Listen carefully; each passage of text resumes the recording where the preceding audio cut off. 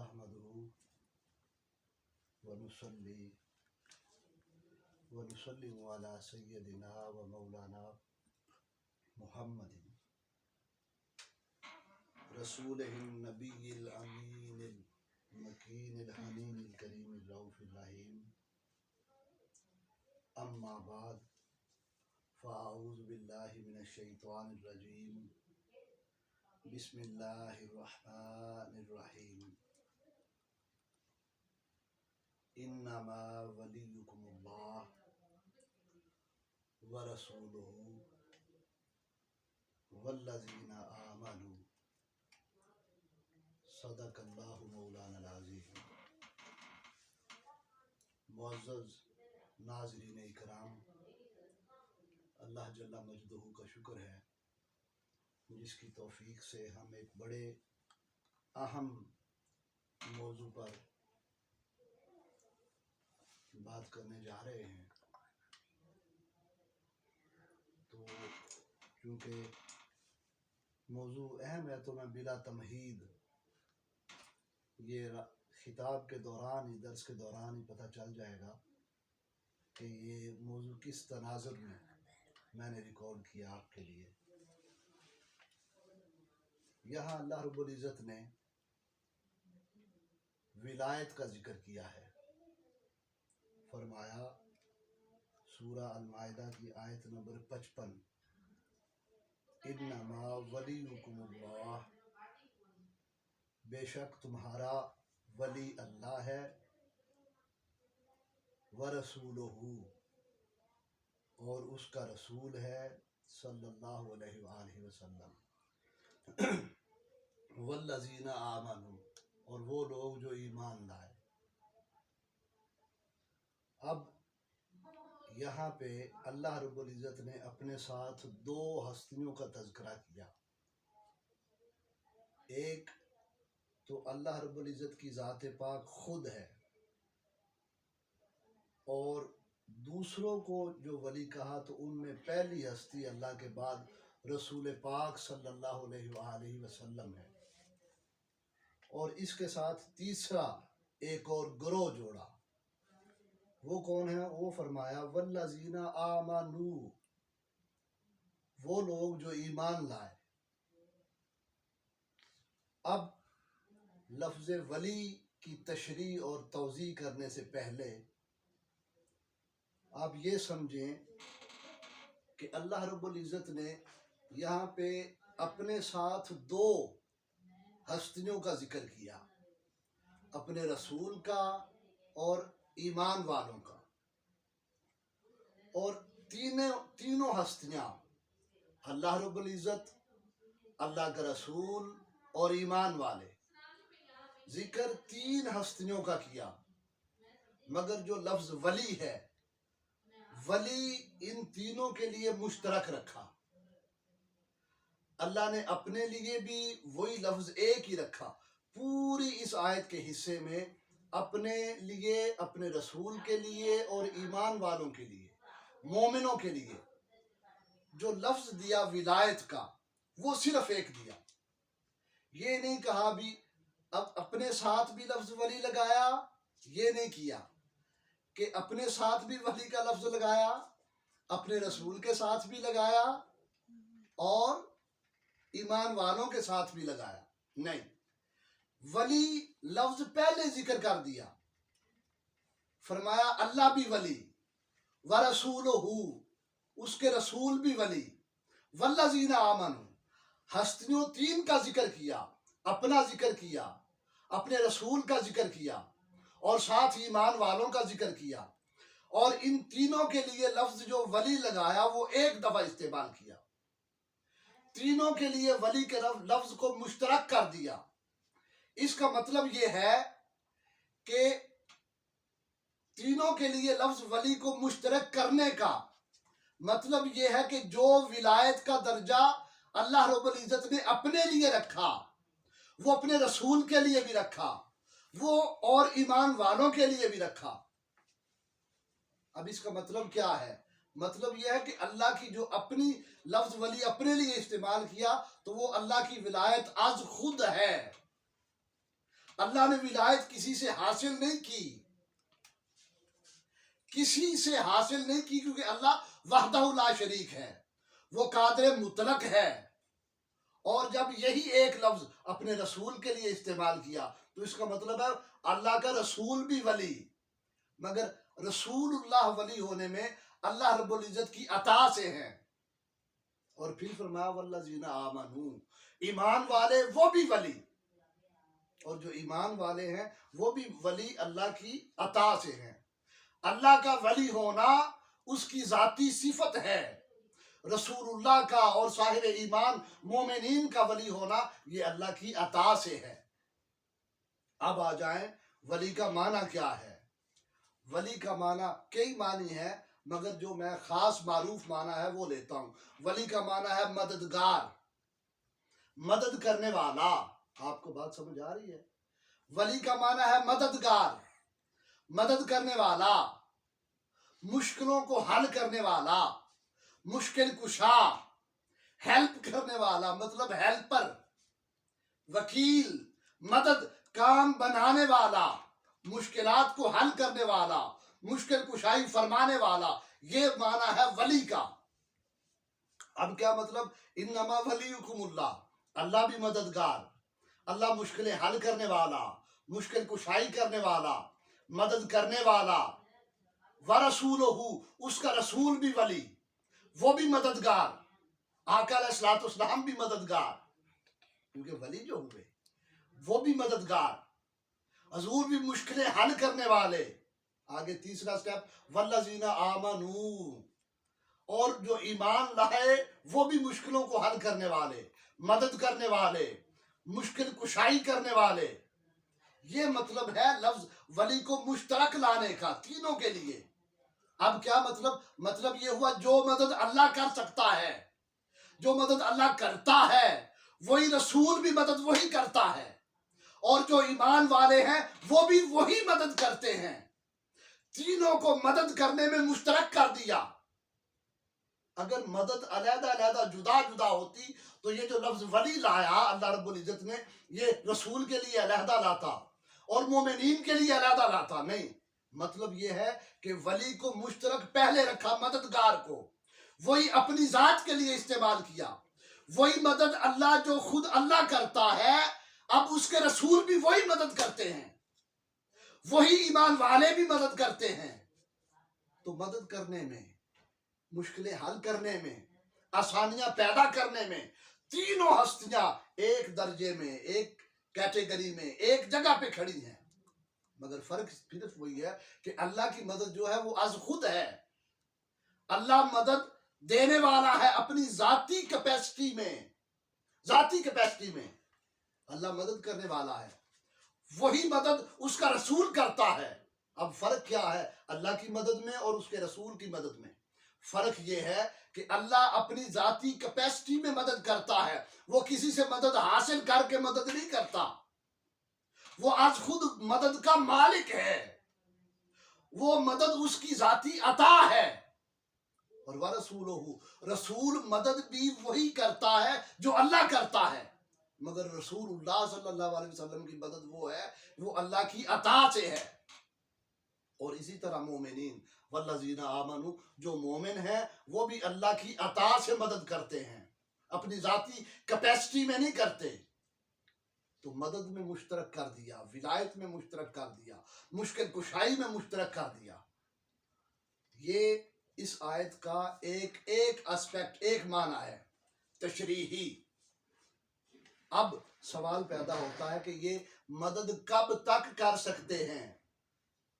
کیا یہ مدد اللہ تو حی القیوم ہے، ہمیشہ رہنے والا، ہمیشہ سے ہے، ہمیشہ رہے گا، ابدالآباد، زمانے ختم ہو جائیں گے اللہ رہے گا۔ زمانے نہیں تھے، اللہ تھا، کیونکہ اس کی ذات ہے، اس کی شان ہے حی القیوم، ہمیشہ زندہ، ہمیشہ قائم رہنے والا، قائم فرمانے والا۔ تو وہ تو مدد کرتا ہے، ہمیشہ سے کرتا رہے گا۔ اب اس کا رسول کب تک مدد کرے گا؟ کیا صرف جو آقا علیہ الصلوۃ والسلام کی حیات طیبہ ظاہری ہے جو انہوں نے 63 برس ہمارے اندر گزارے، صرف رسول اللہ کی مدد اس جگہ محدود ہو گئی؟ 63 برس میں. اور جو مومنین ہیں وہ جو مدد کرتے ہیں وہ مدد صرف ان کی ظاہری حیات میں ہے, ان کی ظاہری زندگی میں ہے نہیں. اس کا مطلب یہ نہیں ہے. اب اس کا جواب بھی قرآن سے لیتے ہیں کہ یہ جو مدد ہے یہ رسول پاک صلی اللہ علیہ وسلم کی اور مومنین کی صرف ان کی زندگی میں ہے یا بعد الوصال بھی ہے, یا آقا علیہ الصلوۃ والسلام اپنی اس دنیا میں تشریف لانے سے پہلے بھی مدد کرتے تھے. یہ بات بھی قرآن سے لیتے ہیں. تو اب آ جائیں آپ سورہ 3 کی طرف, 30واں پارہ. اس میں فرمایا والتین والزیتون, یہ ذکر کر کے فرمایا لقد خلقنا الانسان فی احسن تقویم, ہم نے انسان کو بڑی اچھی اعتدال اور توازن والی ساخت میں پیدا فرمایا. پھر فرمایا ثم رددناہ اسفل سافلین, ان میں سے کئی اسفل ہو گئے. آگے فرمایا جو ریلیونٹ ہے ہمارا مضمون سے, الا الذین آمنوا وعملوا الصالحات فلہم اجر غیر ممنون. اب فرمایا وہ لوگ جو ایمان لائے, سوائے وہ لوگ جو ایمان لائے. اب دیکھیے یہاں پہ بھی ذکر ایمان والوں کا کیا, ادھر بھی تھا ورسولہ والذین آمنوا, اللہ کے رسول بھی ولی اور ایمان والے بھی مددگار.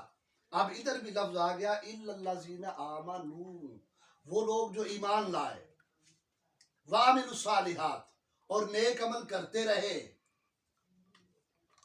فلہم اجر غیر ممنون, ان کے لیے اجر ہے وہ اجر جو غیر ممنون ہے. فلہم اجر غیر ممنون, ان کے لیے اجر ہے غیر ممنون. غیر ممنون کا مطلب ہے نہ ختم ہونے والا اجر, جو کبھی ختم نہیں ہوگا. وہ لوگ جو ایمان لائے, نیک اعمال کرتے رہے, ان کا اجر ہے جو کبھی ختم نہیں ہوگا, غیر ممنون, جو کبھی ختم نہیں ہوگا. اب اس پر قید نہیں لگائی کہ نیک ایمان والے تھے, انہوں نے نیک اعمال کیے, صالح عمل کرتے رہے. یہ نہیں کہا کہ وہ فوت ہو گئے یا دنیا سے پردہ کر گئے, وہ دنیا سے چلے گئے تو ان کا اجر منقطع ہو گیا. یہ نہیں فرمایا, مطلق فرمایا کہ ایمان والے ہوئے, نیک عمل کرتے رہے, ان کے لیے اجر ہے نہ ختم ہونے والا. اب اس کا مطلب ہے کہ وہ ظاہری دنیا سے چلے بھی جائیں تو ان کے جو صالح اعمال تھے, ان کا ایمان تھا, تقوی تھا, پرہیزگاری تھی, ان کی اللہ کے حضور سر بسجودگی تھی, نیک اعمال تھے, سارا کچھ وہ دنیا سے جانے کے بعد بھی ان کے لیے اجر غیر ممنون کا باعث بنتا رہا. اب جب تک ان کا یہ اجر ہے ان کے صالح اعمال کا, ایمان کا, اس وقت تک وہ ولی بھی ہیں. اس کا مطلب یہ نہیں ہے کہ اس دنیا سے گئے تو ان کا ولایت کا رشتہ کٹ گیا, نہیں. اگر اجر غیر ممنون ہے تو ان کی ولایت بھی غیر ممنون ہے, نہ ختم ہونے والی, ہمیشہ قائم رہنے والی, اللہ کی عطا سے, اللہ کی مدد سے, اللہ کی اعانت سے, نصرت سے. اجر غیر ممنون ہوا تو مدد بھی غیر ممنون ہو گئی. ہمیشہ ولی رہے, قبر میں جا کر بھی وہ ولی رہے, مدد کرتے رہے, لوگوں کی حاجت روائی, لوگ ان کے پاس آتے رہے کہ اے صاحب مزار ہماری اللہ سے حاجت براری کر کے ہماری حاجت پوری فرما دے. وہ اللہ کے حضور التجا کرتے ہیں, یا باری تعالیٰ یہ میرے پاس آیا ہے, ان کے گناہ معاف فرما, ان کی مشکلات حل فرما, ہم تیرے نیک بندے تھے, دنیا میں رہے, تیری رضا کی خاطر سارا کچھ کرتے رہے, تو نے ہمیں صاحب اجر غیر ممنون بنا دیا. باری تعالیٰ اب یہ ہمارے پاس آئے ہیں, ہمیں پکار رہے ہیں, ان کی مدد فرما, ہمیں بھی تو نے مددگار بنایا, ہم وہ مدد تیری طرف سے طلب کرتے ہیں ان کے لیے. تو وہ اجر غیر ممنون ہونے کے باعث مددگار بھی ہوئے. یہ تھا قرآن کا بیان. اب اس کے بعد ہم شروع کرتے ہیں حدیث پاک سے کہ صاحب قبر, مزار والے, آقا علیہ الصلوۃ والسلام اس وقت اپنے مزار پاک میں ہیں, وہ مدد کر رہے ہیں یا نہیں کر رہے, اپنی امت کو دیکھ رہے ہیں یا نہیں دیکھ رہے, اپنی امت کے احوال پر نظر فرما رہے ہیں یا نہیں فرما رہے. اس کو ہم حدیث پاک سے لیتے ہیں. بڑا اہم مضمون. آقا علیہ الصلوۃ والسلام نے ارشاد فرمایا حدیث کو روایت کرنے والے ہیں ابی ہریرہ رضی اللہ تعالیٰ عنہ. اس کو امام ابو داؤد نے بھی روایت کیا، امام حاکم نے بھی روایت کیا، امام احمد بن حنبل نے بھی، مسند ابن ابی شیبہ نے بھی، طبرانی نے بھی، بیہقی میں نے، کثیر کتب میں. اور امام نووی فرماتے ہیں اس کی اسناد صحیح ہیں، اور ساتھ امام حافظ ابن کثیر نے فرمایا کہ یہ صحیح حدیث ہے. آقا علیہ الصلوۃ والسلام نے فرمایا، آقا علیہ الصلوۃ والسلام نے وَلَا تَجْعَلُوا قَبْرِي عِيدًا، لوگوں میری قبر کو عیدگاہ نہ بناؤ. یہ نہ سمجھنا کہ میں چلا گیا ہوں اور میرا مزار عید کی طرح ہو گیا ہے. عید کہنے سے مراد یہ تھا کہ جس طرح عید صرف سال میں 2 دفعہ آتی ہے، یہ نہیں کہ میرے مزار پر صرف 2 دفعہ ہی آؤ. نہیں، جب تم صاحب حیثیت ہو جاؤ، تمہارے پاس کثرت مال ہو جائے، میرے پاس آنے کی توفیق ہو جائے، تو میرے مزار پر آتے جاتے رہا کرو. یہ نہیں کہ سال میں 2 دفعہ. آقا علیہ الصلوۃ والسلام نے اپنے مزار پر آنے کی ترغیب دی امت کو، اور یہ حدیث صحیح ہے. پھر ایک اور حدیث میں آقا علیہ الصلوۃ والسلام نے فرمایا، اس کو حضرت عبداللہ بن مسعود نے روایت کیا، اس کو پھر امام بزار نے اپنی مسند میں، طبقات ابن سعد میں، امام دارمی نے مسند الفردوس میں، حیثمی نے مجموع الزوائد میں روایت کیا. اور امام حیثمی فرماتے ہیں رجالہ رجال الصحیح، اس کے رجال بھی صحیح کے ہیں، حدیث صحیح. آقا علیہ الصلوۃ والسلام نے فرمایا حیاتی خیر لکم تحدثون و تحدثوا لکم، میری زندگی تمہارے لیے لوگوں بہتر ہے. او کما قال، پھر فرمایا وفاتی خیر لکم، اور میرا وفات، میرا اس دنیا سے چلے جانا، وہ بھی تمہارے لیے خیر ہے، بہتری ہے. قرآن میں فرمایا وَلَلْآخِرَةُ خَيْرٌ لَكَ مِنَ الْأُولَىٰ، اے میرے محبوب صلی اللہ علیہ وسلم، آپ کی ہر آنے والی گھڑی پچھلی گھڑی سے بہتر ہے. اس سے پتہ چلتا ہے کہ آقا علیہ الصلوۃ والسلام کی جو ظاہری حیات تھی، وہ حیات سے آپ کا اس ٹائم مزار اقدس میں ہونا وہ بہتر ہے. اور اسی لیے فرما رہے ہیں وَوَفَاتِ خَيْرٌ لَكُمْ، میری وفات بھی تمہارے لیے بہتر ہے. تُعْرَضُ عَلَيَّ أَعْمَالُكُمْ، تمہارے اعمال ہیں میرے امتیوں، تمہارے عمل میرے پاس پیش ہوتے ہیں. فَمَا رَأَيْتُ مِنْ خَيْرٍ حَمِدَتُ اللَّهَ عَلَيْهِ، اگر میں دیکھوں کہ تمہارے اعمال اچھے ہیں، تمہارے اعمال اچھے ہیں، اگر میں یہ دیکھوں اور مجھے یہ پتہ چلے کہ تم نیک اعمال کرتے ہو، نماز پڑھتے ہو، لوگوں کے حق نہیں مارتے، ظالم کے خلاف کھڑے ہو جاتے ہو، مظلوم کی مدد کرتے ہو، مظلوم کے کام آتے ہو، تو میں اللہ کی حمد کرتا ہوں، اللہ کا شکر ادا کرتا ہوں. آگے فرمایا وَمَا رَأَيْتُ مِنْ شَرٍ، اگر میں دیکھوں کہ تم غلط کام کرتے ہو، شر کرتے ہو، شر پھیلاتے ہو، پھر میں کیا کرتا ہوں استغفرت اللہ لکم، تمہارے لیے اللہ سے استغفار کرتا ہوں. یہ آقا علیہ الصلوۃ والسلام نے ارشاد فرمایا. یہ حدیث بھی صحیح. آگے حضرت زید بن اسلم رضی اللہ تعالیٰ عنہ وہ روایت کرتے ہیں، وہ روایت کرتے ہیں ان ابیہ ان عمر بن الخطاب رضی اللہ تعالیٰ عنہما انہ خرج یوما الی مسجد رسول اللہ صلی اللہ علیہ وسلم. اس حدیث کو امام ابن ماجہ نے بیان کیا، امام طبری نے، امام حاکم نے، طبرانی نے، قضائی، کثیر کتب حدیث میں یہ حدیث آئی ہے. اور یہ حدیث امام حاکم نے فرمایا ھذا حدیث صحیح، یہ حدیث بھی صحیح. میں کوئی حدیث صحیح کے مرتبہ سے نیچے نہیں دے رہا کہ کوئی انکار نہ کر سکے بھی لو جی یہ تو کمزور حدیث دے دی. آقا وہ فرماتے ہیں کہ ایک دن میں، حضرت عمر الخطاب، میں ایک دن مسجد میں گیا فواجد معاذ بن جبل، کہ حضرت معاذ بن جبل حضور کے صحابی، ایمان عقیدہ صحابہ کرام چلو، حضور کے صحابی رضی اللہ تعالیٰ عنہ، قائدان عند قبر النبی صلی اللہ علیہ وسلم یبکی، حضور کے مزار کے پاس بیٹھے تھے اور رو رہے تھے. وہ حضور کے مزار کے پاس کیا لینے جاتے تھے؟ آج کے لوگ تو اٹھے تو اٹھ کر کہہ دے تم تو شرک کر رہے ہو. شرک کا سودا تو لوگوں کے لیے اتنا سستا ہے کہ پتہ نہیں بنا کیا دیا انہوں نے.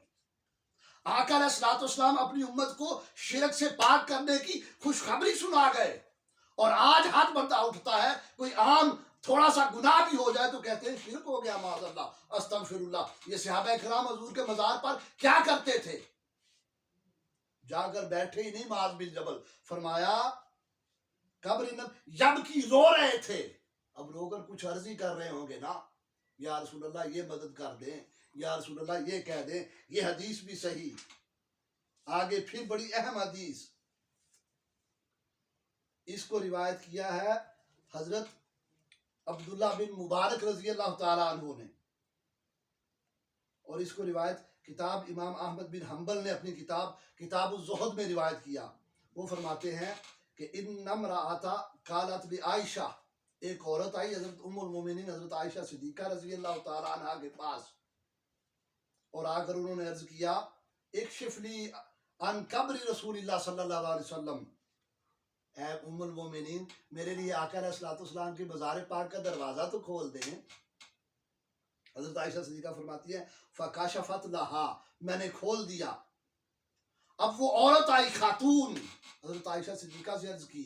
حضرت عائشہ صدیقہ اگر کہتی کہ ایسا کوئی عقیدہ جو مشرکانہ ہوتا تو وہ فرماتی اے بی بی چلی جا، تو حضور کی قبر کے پاس کیا کرنے آئی ہے؟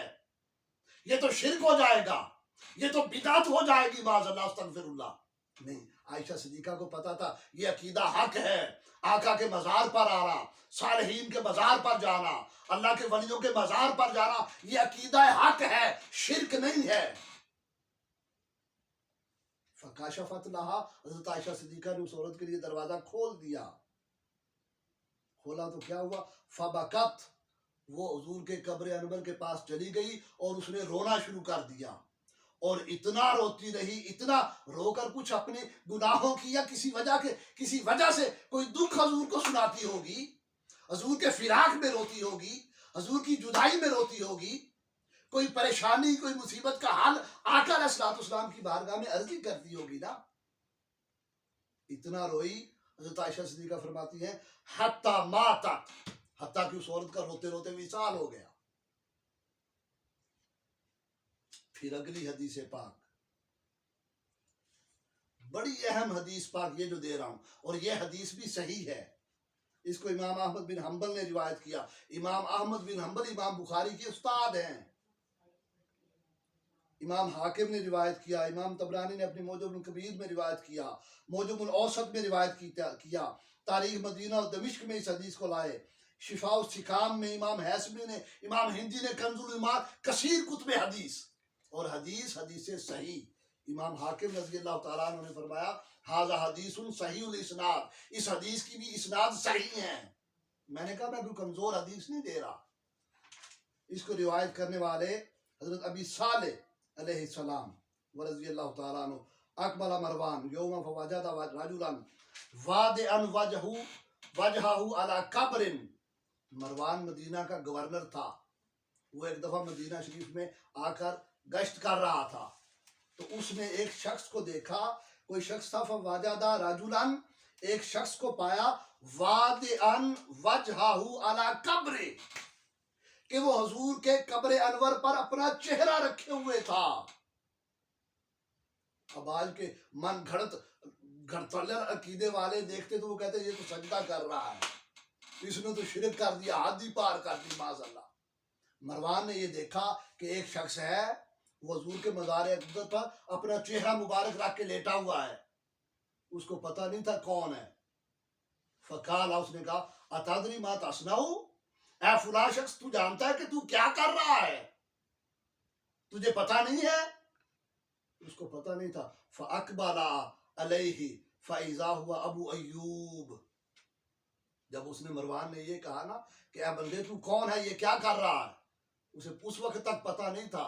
پھر جب اس شخص نے سر اٹھایا اور اس کی طرف اپنا چہرہ کیا تو وہ حضور کے صحابی حضرت ابو ایوب انصاری تھے، تو مروان یہ دیکھ کر کانپ گیا۔ اس کے بعد پھر حضرت ابو ایوب انصاری نے کہا فقالا نعم، ہاں میں جانتا ہوں کہ میں کہاں آیا ہوں، میں کیا کر رہا ہوں، میں یہ جانتا ہوں۔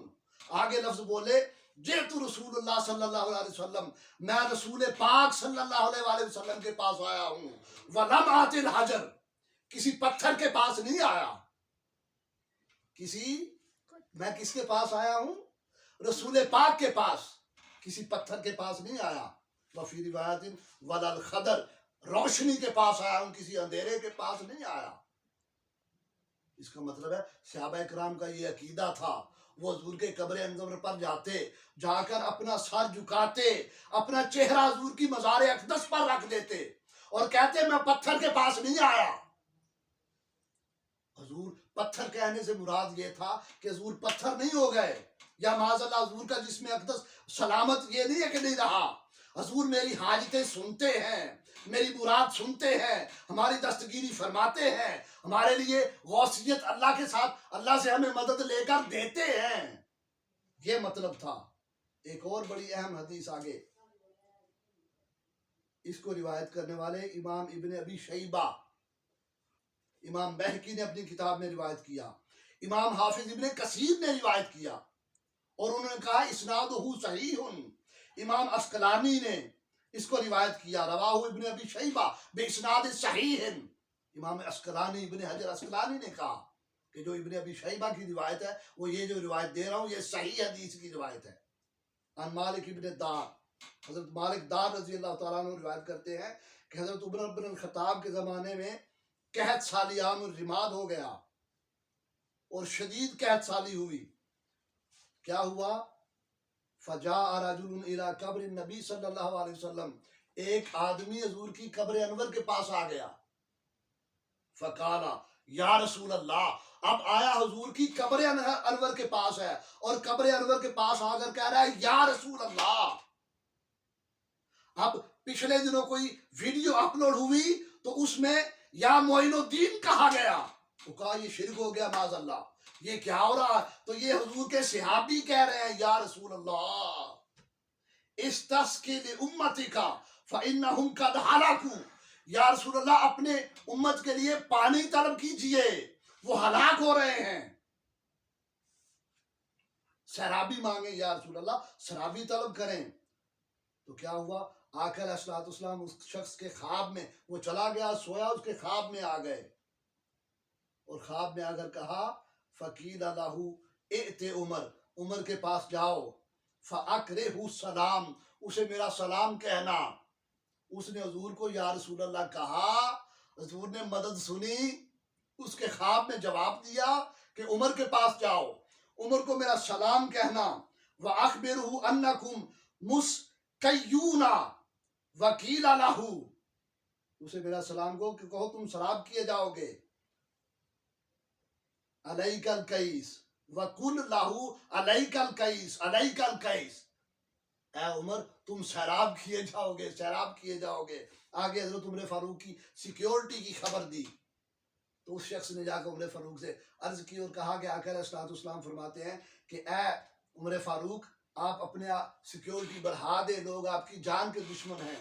حضرت عمر فاروق خاموش ہو گئے اور رو پڑے, رو کر کہا یا اے اللہ میں کوتاہی نہیں کرتا مگر کسی کام سے عاجز آ جاؤں. تو یہ حدیث دیکھیے, آقا علیہ الصلوۃ والسلام کو ندائے یا رسول اللہ سے خبر دی, پکارا, آقا نے خبر سنی, وہ مدد طلب کرنے آیا تو حضور نے مدد طلب کرنے کی پوری کی اور فرمایا عمر کو خوشخبری دو کہ تم علیک الکیس شراب کیے جاؤ گے. اور عمر فاروق کو حضور نے سلام بھی پہنچایا. آگے پھر بڑی اہم حدیث, آقا علیہ الصلوۃ والسلام نے اس دنیا سے رخصت ہونے والوں کو پکارا. یہ حدیث المواہب مواہب الدنیا میں ہے. حضرت سیدنا عبداللہ بن مسعود فرماتے ہیں جب حضور علیہ الصلوۃ والسلام کے چچا غزوہ احد میں شہید ہو گئے حضرت حمزہ, تو آقا علیہ الصلوۃ والسلام جب جنگ ختم ہو گئی ان کے پاس آئے اور فرمایا یا حمزہ تو یا امر رسول اللہ صلی اللہ علیہ وسلم واسد اللہ واسد رسول ہی یا حمزہ تو. دیکھیے لفظ دیکھیے, وہ شہید ہو گئے ہیں, حضور کہہ رہے ہیں یا حمزہ تو, اے حمزہ, یا فاعل الخیرات, اے نیکیاں کرنے والے, یا حمزہ, دو دفعہ, دوسری دفعہ یا کاشف الکربات, اے مصیبتوں کو دور کرنے والے, یا ذاب عن وجہ رسول اللہ صلی اللہ علیہ وسلم, اے رسول پاک صلی اللہ علیہ وسلم کی چہرہ انور کی حفاظت کرنے والے. آقا علیہ الصلوۃ والسلام نے حضرت حمزہ کی شہادت کے بعد ندا سے خطاب کیا, پکارا یا حمزہ, یا حمزہ، یا فاعل الخیرات، یا اسد اللہ، یا کاشف الکربات. یہ آقا علیہ الصلوۃ والسلام کی سنت ہو گئی کہ وصال شدہ لوگوں کو پکارنا. یہ تو حضور نے اپنے چچا کو پکارا. آگے سنیے بخاری شریف کی حدیث پاک، صحیح البخاری. یہ ایسی بدعقیدگی کرنے والے بخاری کا بھی بڑا شور مچاتے ہیں. میرے شیخ فرماتے ہیں کہ بے عشق نبی جو بھی پڑھاتا ہے بخاری، آتا ہے بخار، ان کو بخاری نہیں آتی. امام بخاری اپنی کتاب میں حدیث لائے ہیں کہ جب غزوہ بدر ہو گیا، پہلی جنگ، تو اس جنگ میں جو کافر مارے گئے، آقا علیہ الصلوۃ والسلام ان کے پاس تشریف لائے اور آقا علیہ الصلوۃ والسلام نے فرمایا فَإِنَّا قَدْ وَجَدْنَا مَا وَعَدَنَا رَبُّنَا حَقًّا. اے کافرو، ہم کے ساتھ، ہمارے ساتھ جو ہمارے رب نے وعدہ کیا تھا، ہم نے اس کو حق پا لیا. آگے فرمایا فَهَلْ وَجَدْتُمْ مَا وَعَدَ رَبُّكُمْ حَقًّا. اور کیا تمہارے ربوں نے، تمہارے معبودوں نے جن کو تم پوجتے ہو، بتوں کو، کیا تم نے بھی اس کو وعدے کو حق پا لیا؟ جب آقا علیہ الصلوۃ والسلام نے یہ کافروں کو خطاب فرمایا، کافروں کی لاشوں کو، تو عمر فاروق رضی اللہ تعالیٰ عنہ آئے. انہوں نے عرض کی یا رسول اللہ صلی اللہ علیہ وسلم، یہ تو دنیا سے چلے گئے ہیں، آپ ایسے جسموں کو خطاب فرما رہے ہیں جن میں روح نہیں رہی. تو آقا علیہ الصلوۃ والسلام نے صحابہ کو مخاطب کر کے فرمایا والذی نفس محمد بیدہ. اے میرے صحابہ کرام، اس اللہ کی قسم جس کے قبضہ قدرت میں میری جان ہے، قسم اٹھائی آقا علیہ الصلوۃ والسلام نے، ما انتم باسمع لما اقول منہم. اے میرے صحابہ، جو میں باتیں ان سے کر رہا ہوں یہ تم سے زیادہ سن رہے ہیں میری باتیں. امام بخاری، ان کی کتاب صحیح البخاری، کتاب المغازی. اب اس سے بڑھ کر اور کیا ثبوت ہو سکتا ہے؟ چھوٹی سی بات سے شور مچا دینا، شرک ہو گیا. ہمارے پاس ایک راجوال کی بستی ہے، میں اپنا واقعہ سناتا ہوں آپ کو مختصر انداز میں. میں نے کوئی چیز سامان، بجلی کا کوئی سامان لینا تھا. سامان لینے کے لیے جب میں نے سامان طلب کر لیا تو اس نے کہا اتنے پیسے ہو گئے. میں نے پیسے نکالے اور نکال کر ان کو دیے. وہ 500 کا نوٹ تھا تو اس کی ایک نوک کٹی ہوئی تھی، ایک نکر. تو اس نے کہا یہ کیا، یہ نوٹ کٹا ہوا ہے، اس کی نکر کٹی ہوئی. میں نے کہا بس کوئی وجہ ہوگی. تو وہ کہنے لگے یہ تو شرک ہو گیا ہے. میں نے کہا انا للہ و انا الیہ راجعون، یہ نوٹ کٹا ہوا یہ شرک ہو گیا؟ اس نے کہا ہاں. میں نے کہا اس کا مطلب یہ ہے کہ نوٹ نہ کاٹنا، نوٹ کا نکر نہ کٹا ہونا یہ توحید ہے؟ یعنی کہ ایسا الجھا دیا ہے ملاؤں نے، فتویٰ باز لوگوں نے، بدعقیدگاہ شر پسند عناصر نے، سعودی برانڈ آف اسلام نے ایسا الجھا کے رکھ دیا ہے کہ جی یہ نوٹ کٹا ہوا ہے. یعنی کہ جو بات دیکھو آپ کے عقیدے کے ساتھ مطابقت نہیں رکھتا یہ شخص، اس کو ہر بات میں مشرک بنا کر پیش کر دو. آقا علیہ الصلوۃ والسلام کی کوئی حدیث نہیں پڑھی، قرآن پڑھا نہیں، علم سیکھا نہیں، بس اٹھو اور شرک کا فتویٰ جڑ دو. استغفر اللہ العظیم. اب سنیں حضور کے وصال کو کے بعد آقا علیہ الصلوۃ والسلام کو حضور، یہ پہلے روایات میں نے دی حضور کی قبر کے پاس جا کے پکارنا، حضور کے مزار کے پاس. اب کہہ رہا ہوں کہ حضور کے مزار کے پاس بھی صحابہ نہیں ہوتے تھے اور حضور کو پکارتے تھے. یہ حدیث پاک حضرت عبد الرحمن بن سعد رضی اللہ تعالیٰ عنہ نے روایت کی، اور اس روایت کو امام بخاری اپنی کتاب ادب المفرد میں لائے. بس ایک ہی حوالہ کافی ہے، ویسے تو کثیر حوالہ جات ہیں امام بخاری کی کتاب میں. وہ فرماتے ہیں کہ ہم ابن عمر رضی اللہ تعالیٰ عنہ کے ساتھ تھے کہ آپ کا ان کے پٹھے کھنچ گئے ٹانگ کے، اور میں نے عرض کیا، حضرت عبد الرحمن کہتے ہیں کہ میں نے ان سے عرض کیا فَقُلْتُ اُدْعُ أَحَبَّ النَّاسِ إِلَيْكَ، آپ اس شخص کو پکاریں جو آپ کو سب سے زیادہ محبوب ہے. فقال، انہوں نے کہا یا محمد صلی اللہ علیہ وآلہ وسلم. حضور کا اسم پاک ہے تو درود پاک پڑھتے ہیں. انہوں نے پکارا یا محمد، اے محمد صلی اللہ علیہ وآلہ وسلم. انہوں نے حضور کا نام اسم مبارک پکارا یا کے ساتھ یا محمد، فَأَم بَسَطَت، اور ان کی وہ ٹانگ ٹھیک ہو گئی، پاؤں یا تھا یا ٹانگ تھی. یہ ایک روایت. ایک اور روایت میں اس کو ابن سنی نے روایت کیا، یہ کہ ہم چل رہے تھے، ان ابی سعید قال کنت امشی مع ابن عمر رضی اللہ تعالیٰ عنہما فخادرت رجلہ، ان کا پاؤں سن ہو گیا، سو گیا، فجالسا، اور وہ بیٹھ گئے. فقال له رجل، ان سے ایک آدمی نے کہا، اذکر احب الناس الیک، آپ اپنے سب سے محبوب شخص کو پکاریں. فقال یا محمد، یا محمد صلی اللہ علیہ وآلہ وسلم. جب انہوں نے یہ پکارا فوری ان کا پاؤں ٹھیک ہو گیا. فقاما فمشا، وہ کھڑے ہوئے اور چلنے لگ پڑے. حضور کا صرف اسم پکارتے اور ان کو شفا یافتہ ہو جاتی. وفی روایت خادر، یہ بھی امام ابن سنی نے روایت کی اپنی کتاب میں. راجل فقال ابن عباس اذکر، یہ حضور کے چچا حضرت ابن عباس، عبداللہ بن عباس، ان کے بیٹے، ان کو کوئی مسئلہ ہوا. اذکر احب الناس الیک، آپ اپنے محبوب ترین شخص کو پکاریں. انہوں نے کہا فقال محمد، انہوں نے آقا علیہ الصلوۃ والسلام کا اسم پاک پکارا. فذهب خدرہ، اور جو ان کا پاؤں سن ہو گیا تھا وہ ٹھیک ہو گیا، وہ سن ہونا چلا گیا. فذهب. پھر اگلی روایت، پھر کسی اور شخص کو ہوا، کنہ عند عبداللہ ابن عمر رضی اللہ تعالیٰ عنہ فخادرت رجلہ، ان کے پاؤں سن ہو گیا. فقال له اذکر احب الناس الیک، احب الناس الیک، آپ اپنے محبوب شخص کو پکارے، ان کا ذکر کرے.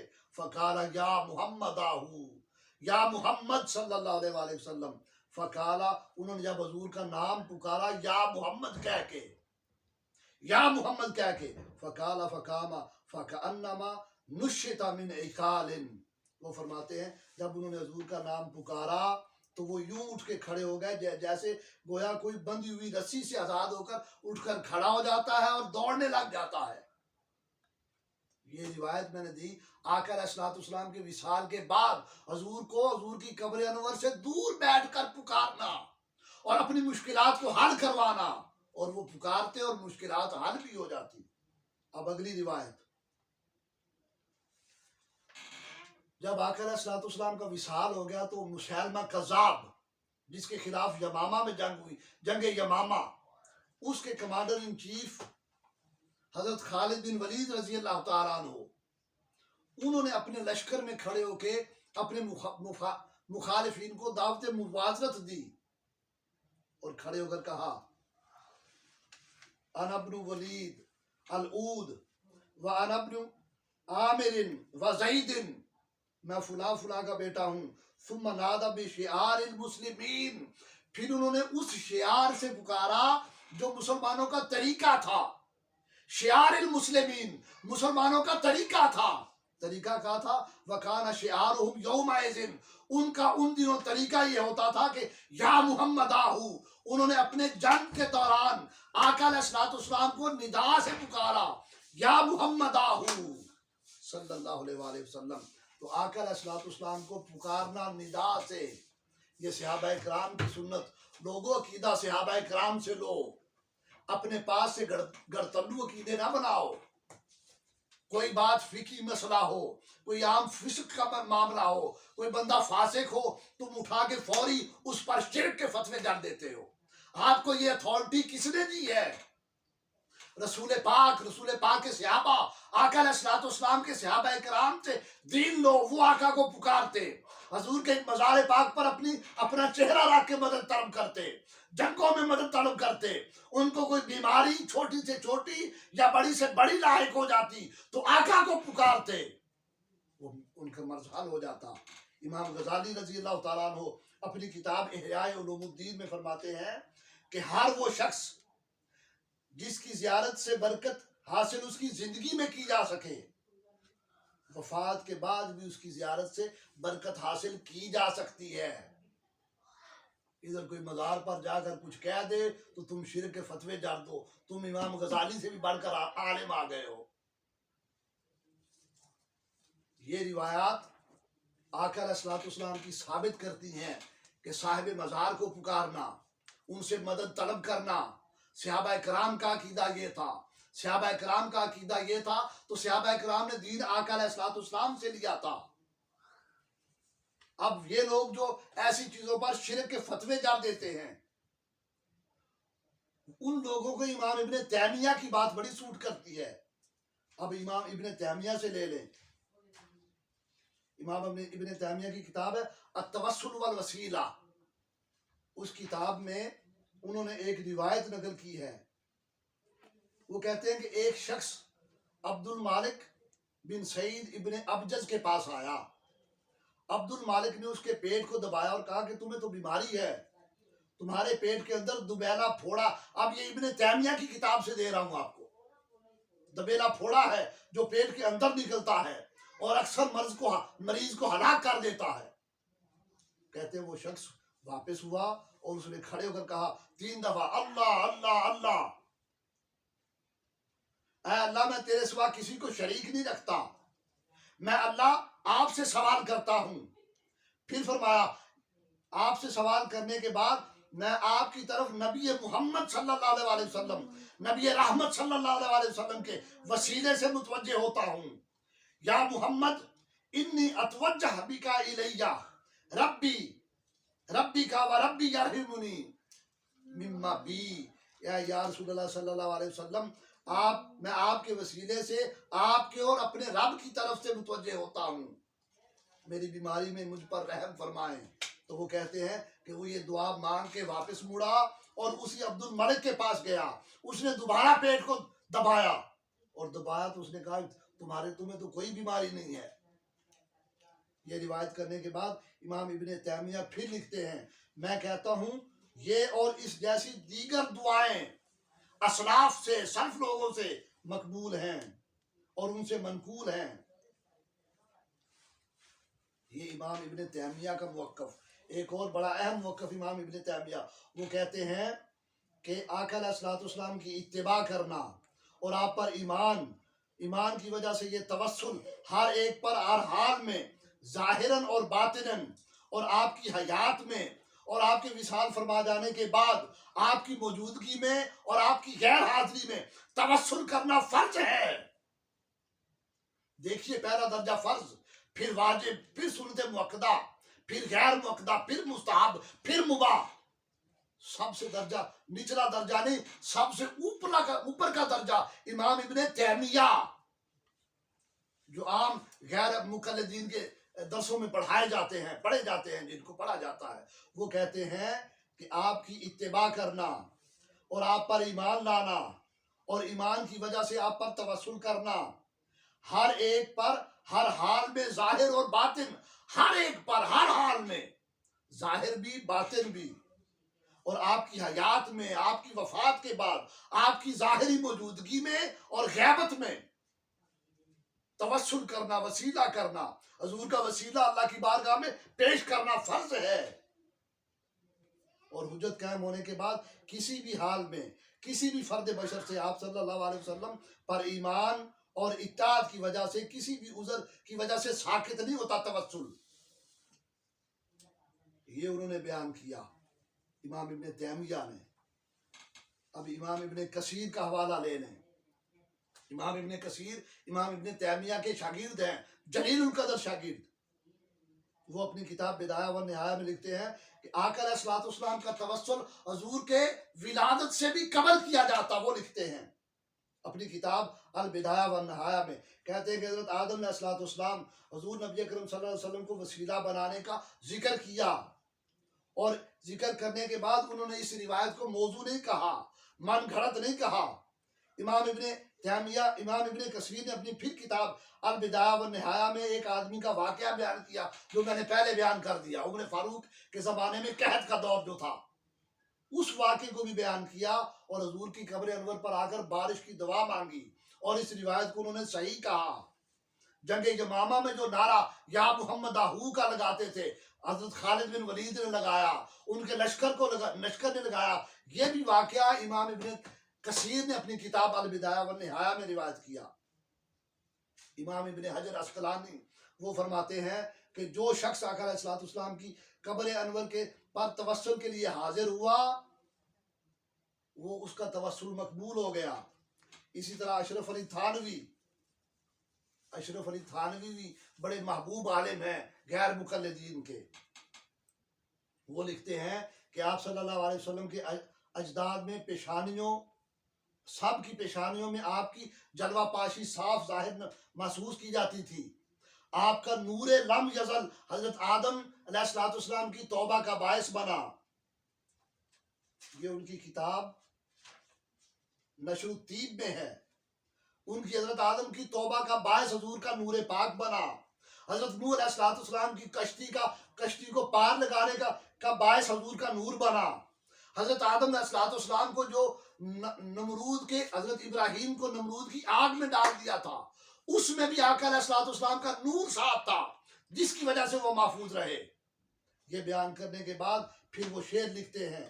شعر کے ترجمہ یہ ہے کہ آپ صلی اللہ علیہ وسلم حضرت خلیل اللہ کے ساتھ آگ میں آپ نے ورود کیا صلی اللہ علیہ وسلم، اور ان کی پشت میں حضرت ابراہیم کی پشت میں آپ کا نور تھا، جس کی وجہ سے آپ محفوظ رہے. حضور نے تو ولادت سے قبل اپنے جد امجد کی مدد کی. پھر اگلا ایک اور شعر لکھا، بس ہم اسی روشنی اور اسی نور کے جلو میں ہدایت کے راستے طے کر رہے ہیں. یہ اشرف علی تھانوی اپنی کتاب نشر الطیب میں روایت بیان کر رہے ہیں. آگے بڑے عظیم محدث ابن ابو حاتم بیان کو ختم کرنے کی طرف آ رہا ہوں. بس ایک دو روایات میں بیان کر کے ختم کرتا ہوں. امام ابن ابی حاتم رازی، وہ حضرت موسیٰ الرضا علی رضا بن موسیٰ کاظم، ان کے مزار پر جاتے اور ان کے مزار پر جانے کا مشاہدہ اپنی کتاب میں لکھتے ہیں. ان کی کتاب کا نام ہے کتاب الثقات. اس میں لکھتے ہیں کہ میں شہر طوس میں قیام کے دوران جب بھی مجھے کوئی مشکل پیش آتی، جب بھی، یہ حضور کے نواسے ہیں حضرت موسیٰ کاظم، امام علی رضا بن موسیٰ کاظم حضور کے نواسے. وہ کہتے ہیں، محدث ابن ابی حاتم رازی کہتے ہیں کہ مجھے شہر طوس میں جب بھی کبھی کوئی مشکل پیش آتی تو میں امام حضرت موسیٰ رضا کے مزار پر حاضر ہوتا اور حاضر ہو کر خدا تعالیٰ سے وہ مشکل کو دور کرنے کی دعا کرتا. وہ کہتے ہیں دعا کرنے کے بعد ابھی میں وہاں سے پلٹتا نہیں تھا، واپس نہیں لوٹتا تھا، میری وہ مشکل کا عقدہ کھل جاتا اور مشکل حل ہو جاتی. امام شافعی رحمۃ اللہ تعالیٰ علیہ، وہ اپنا واقعہ بیان کرتے ہیں.